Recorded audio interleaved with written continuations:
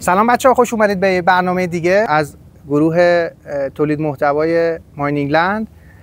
مهندس رضا نکویی هستم. تو این برنامه می‌خوایم در مورد نقش و حضور خانم‌ها تو حوزه معدن صحبت بکنیم. طراح سوال‌های این قسمت رو خانم مهندس عاطفه حسینی زحمت کشیدن طراحی کردن.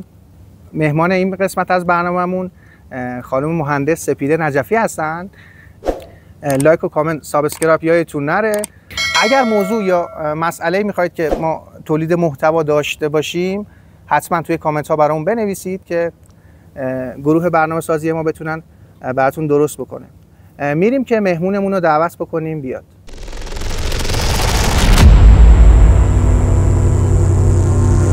بچه ها، ما برگشتیم با خانم مهندس سپیده نجفی.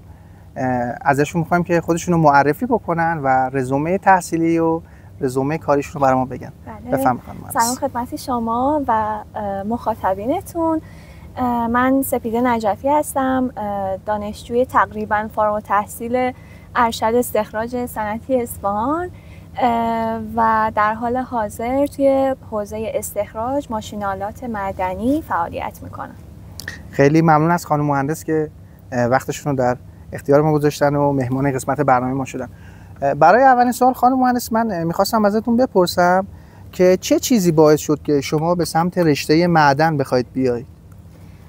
خب اول از همه که یه دید نسبی نسبت به رشته داشتم به واسطه اینکه اعضای خانواده تو این حوزه فعالیت میکردن و تحصیل کرده بودن.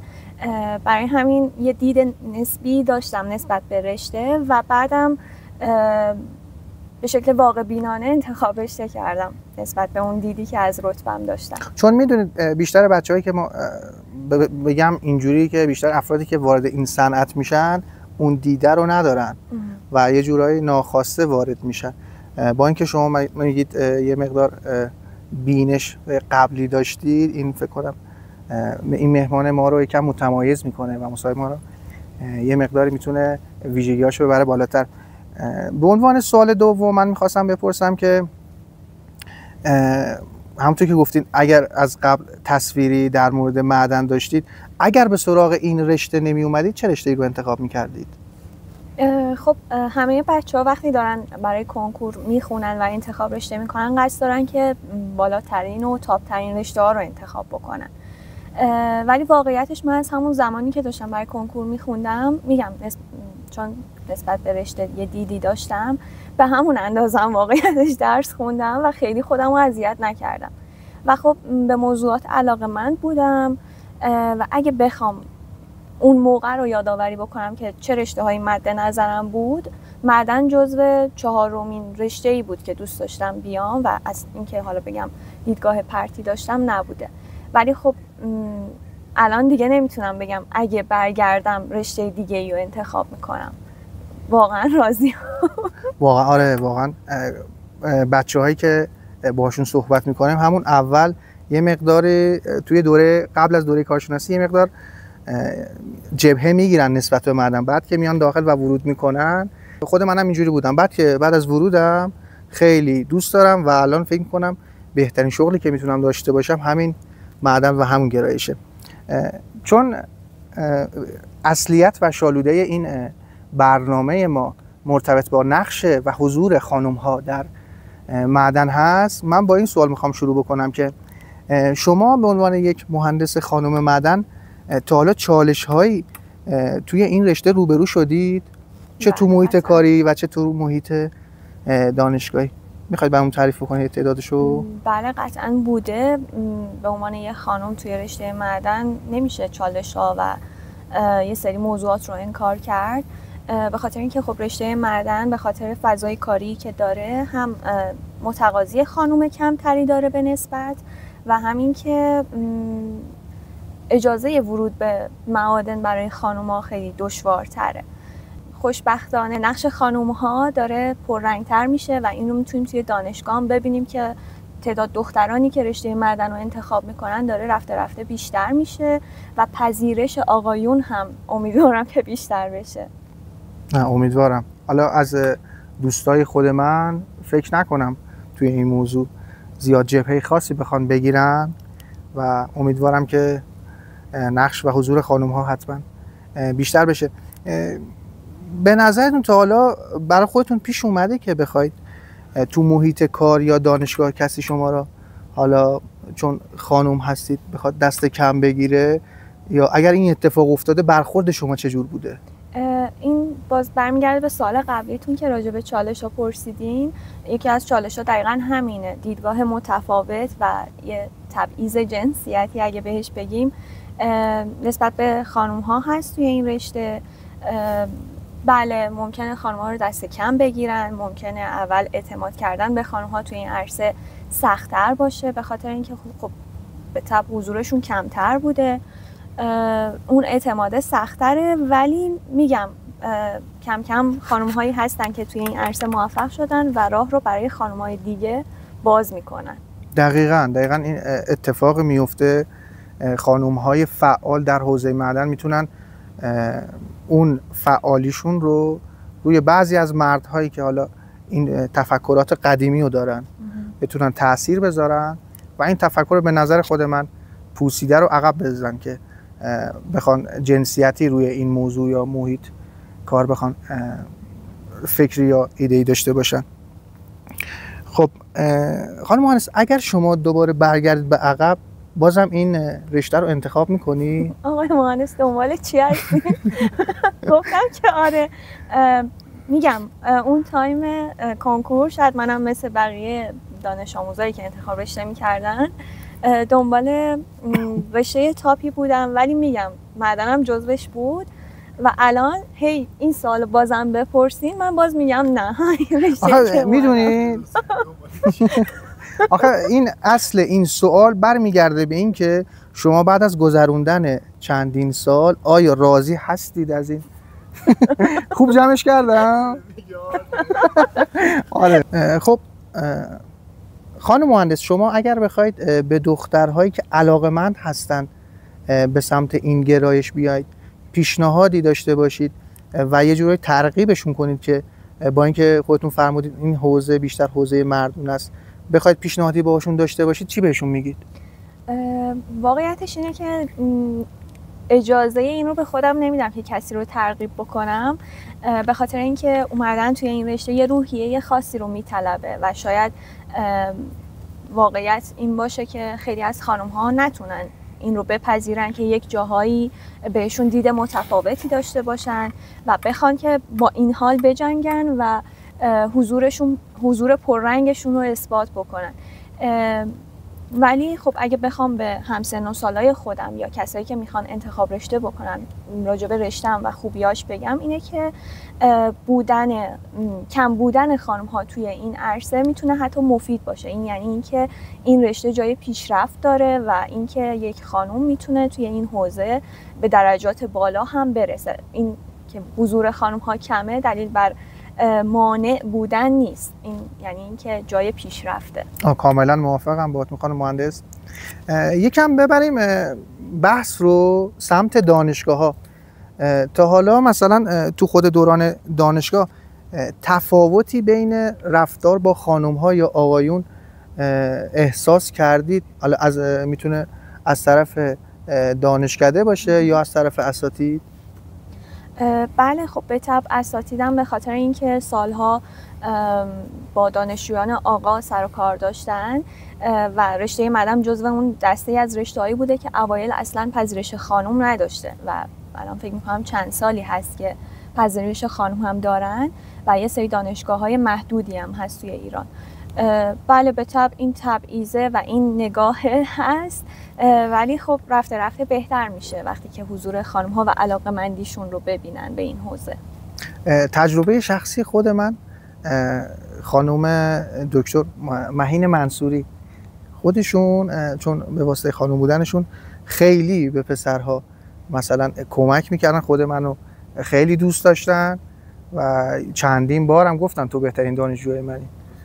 آره چند بار، آره چند نمرات بالایی هم به من دادن. آره میگم از این لحاظم بعضی از اساتید خانم که توی دانشکده ها هستن یه نظر لطفی هم دارن. نه من اینو نه من اینو انکار میکنم. من افتخار شاگردیشون رو نداشتم، ولی این که میگین حالا آقایون به خانوم ها بیشتر نمره میدن و اساتید آقا، نه اینجور نبوده؟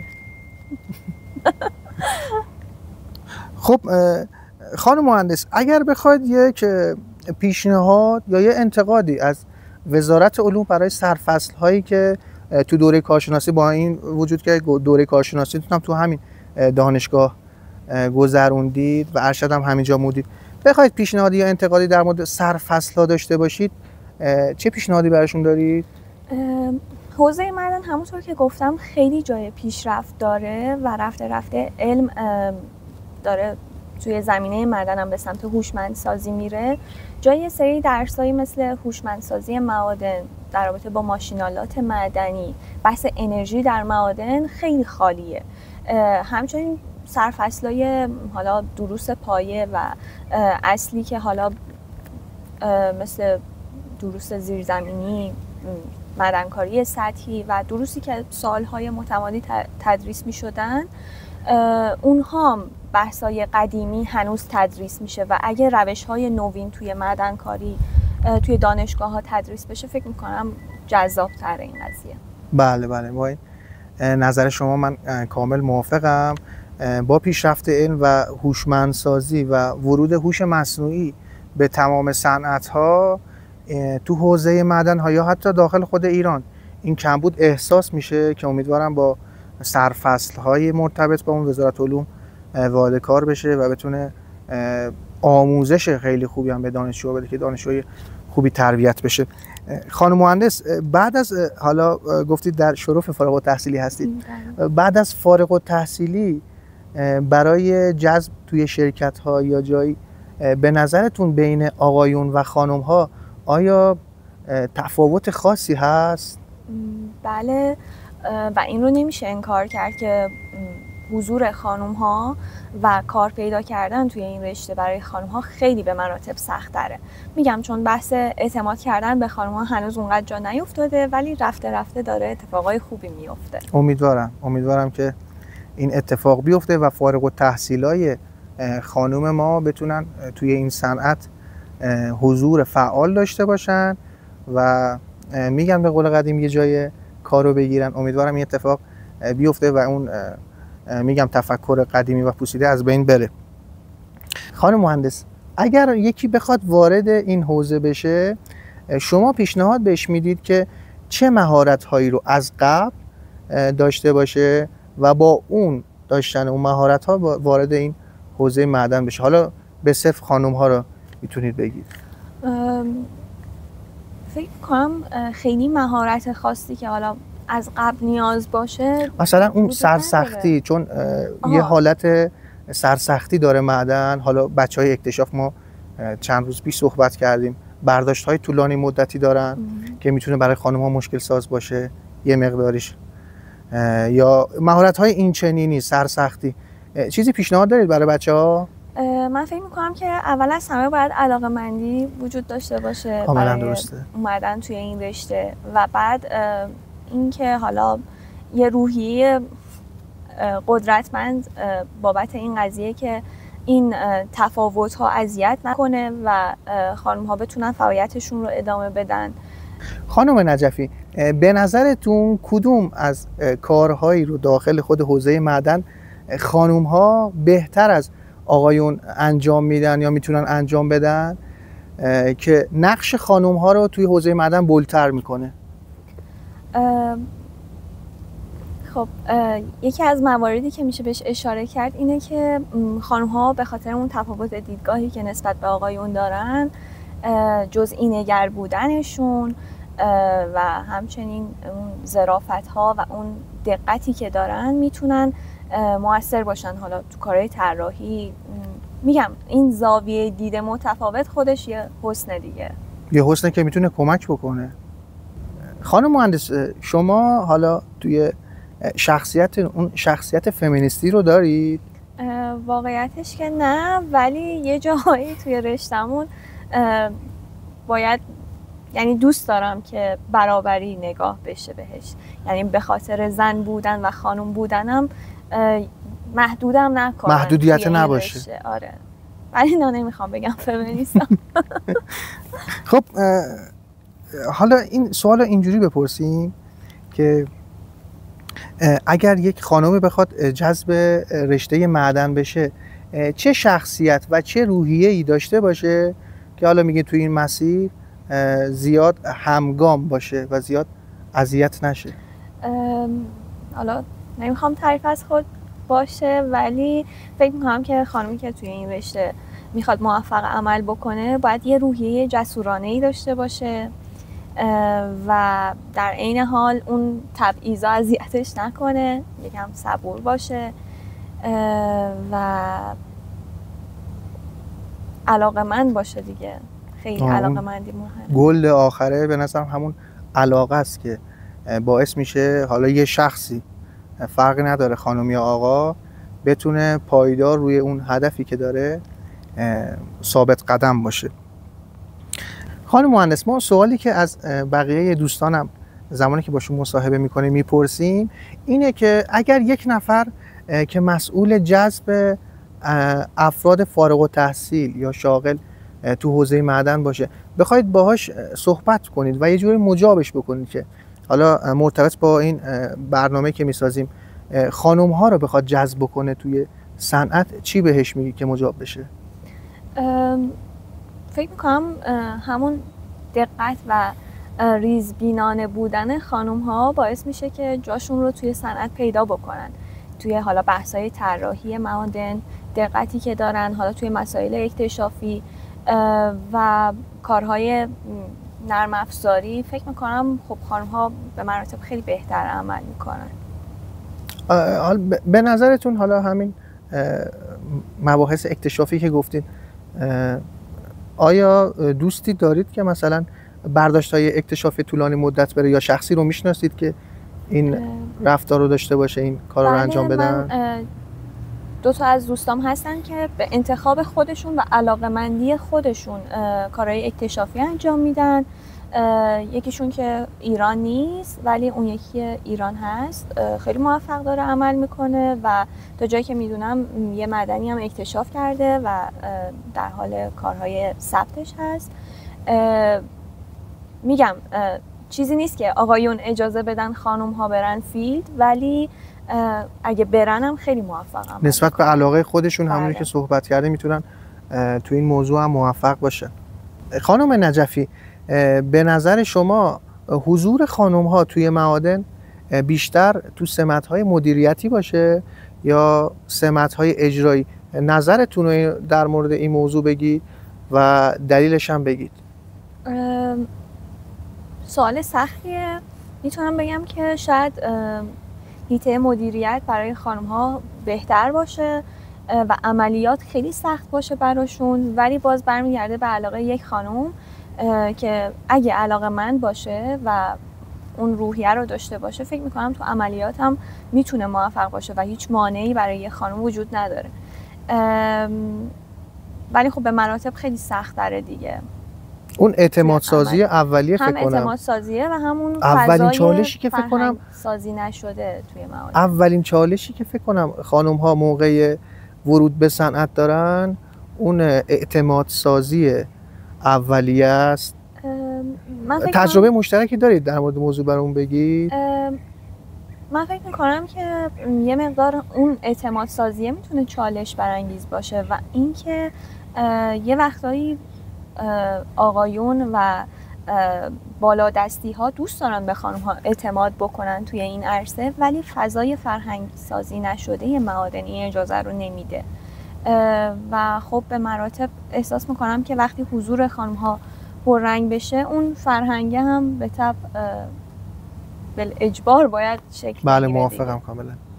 و بخوام یه موردی رو بگم، اخیراً توی یکی از معادن بزرگ ایران که برای پروژه داده برداری انجام میدادم، به هم مجوز حضور ندادن، فقط به این علت که خانم بودم و حضورم ممکن بود برای خودم خطرناک باشه. ولی وقتی که بحث کار و یک مسئله مهم مثل داده برداری و حالا پروژه پیش میاد، من خودم اینجوریم که نگاه خانم بودن رو به خودم ندارم و دوست دارم اون کارم رو به نحو احسن انجام بدم. برای همین یه مقدار ناراحت کننده است این قضیه که به خاطر خانم بودن و اون بحث خطراتی که برای خودم وجود داشت بهم مجوز ندن. خانم مهندس، وضعیت اشتغال خانم ها رو حالا چون مورد بحث ما هستن توی ایران و سایر کشورها چجوری ارزیابی میکنید؟ خب توی ایران به مراتب سخت‌تره و کشورهای دیگه تا جایی که من اطلاع دارم چالش ها هست برای خانم ها، ولی احساس میکنم که به مراتب خیلی بهتر میتونن عمل بکنن و آزادانه تر عمل میکنن. اینم فکر کنم برمیگرده به همون فرهنگ سازی بله. اولیه که امیدوارم تو ایران این فرهنگ سازی بشه و ما حضور فعال خانم ها رو توی معادن ایرانمون داشته باشیم. اگر جزو اختیارات شما باشه که یه چیزایی توی محیط معدن بخواید تغییر بدید که شرایط برای خانم ها بهتر باشه، چه چیزی رو تغییر میدادید؟ آقایون رو حذف می‌کرد. ما را دور نندازید. نه جالب بود. نه حالا بخوام یکم جدی‌تر جواب بدم اینه که بحث فرهنگ‌سازی خیلی مهمه، ولی یه دید مثبت اندیشی بیش از حد فکر میکنم، چون نمیشه چالش ها و اون خطرات رو و محدودیت ها رو برای خانم ها توی معادن نادیده گرفت. ولی امیدوارم که یه خانم به عنوان یه مهندس معدن جایگاهش رو پیدا بکنه. خب خانم مهندس، اولین تجربه و اون اولین حسی که موقع دیدن معدن یا چیزهای مرتبط با معدن داشتید رو میتونید برامون تعریف بکنید؟ بله، من یادم سال 1400 کارآموز بودم، یکی از معادن زیرزمینی نزدیک اصفهان. اولین باری که رفتم داخل تونل اینجوری بودم که یعنی فکر میکنم 100 متر هم نرفته بودیم داخل تونل. من گفتم که میشه برگردیم. به خاطر اینکه بحث یه مقدار تهویه و این تاریک بودن تونل اذیت کننده بود اولش، ولی چون میگم من علاقه‌مند بودم به این ترس غلبه کردم و گفتم که اومدیم بیرون. بعد گفتم که خب اگه میشه دوباره بریم. یه ترغیب هم شدید که دوباره این کارو انجام بدید؟ دوباره رفتیم، با اینکه همچنان میترسیدم ولی جلوتر که رفتم اون ترس کم رنگ‌تر شد و واقعیتش رو بخوام بگم یکی از جاهایی که من آرامش میگیرم، حالا شاید نمیدونم بقیه چه نظری دارن یا ممکنه عجیب باشه برشون، دقیقاً توی تونل زیر زمین بود. با اینکه از تاریکی میترسم و نمیدونم یه حس عجیبی داشت که من خیلی اوکی بودم، آروم بودم و خوشم اومده بود. ولی به مراتب روبازو ترجیح میدم، کار کردن تو معادن روبازو ترجیح. خانم مهندس، با اینکه گفتید حوزه تخصصی که الان مشغول به کار هستید مرتبط با ماشین‌آلات معدنی هست، به ما بگید که اگر یه ماشین معدنی داشتید اولین جا چی بود اولش و اولین جایی که باهاش میرفتید کجا بود؟ اگه یه شاول تراکی داشتم میومدم دانشکده که من اینجا رو خراب میکردم، نه به این علت که بدم میاد، به این علت که یه ساختمون خوب و درخور بسازم. واقعا. بعد تجربه شخصی هم داشتید که بخواید پشت این ماشینا بشینید؟ یه دیدید چه حجم بزرگی داره؟ سوار تراک شدم ولی کنار راننده بودم، یعنی رانندگی نکردم، ولی توی نمایشگاهی که توی حوزه معادن بود شبیه سازی اون واقعیت مجازیش رو امتحان کردم و خیلی تجربه خوبی بود. جالبی بوده. مطمئنم تجربه جالبی بوده. و این شما ترغیب میکنید که حالا از فضای مجازی بخواید یه تجربه واقعی هم داشته باشید؟ این اجازه رو که نمیدن، ولی بله من خیلی خوشم اومد.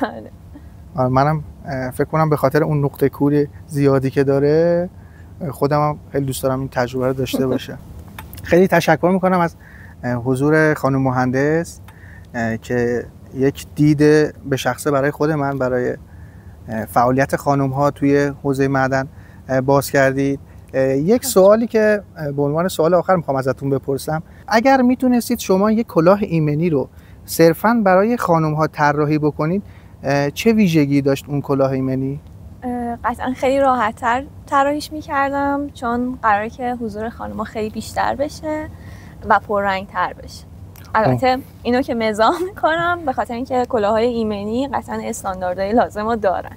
خیلی ممنون از خانم مهندس که قبول زحمت کردن و در خدمتشون بودیم. یک مصاحبه خیلی چالشی با مسائلی که به نظر خود من هیچ کس تا حالا در این موضوعات محتوا سازی نکرده بود و نقش خانم ها رو اینقدر کامل نتونستیم تو حوزه معدن بررسی بکنیم.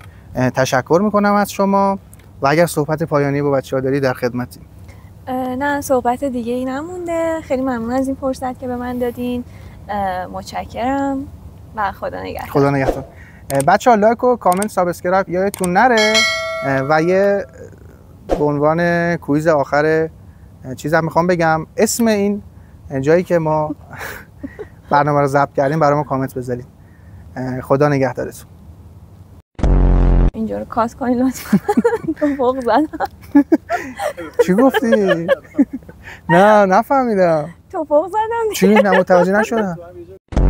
ماشین معدنی داشته باشم؟ آره. چی داری و کجا میری اولین بار باش؟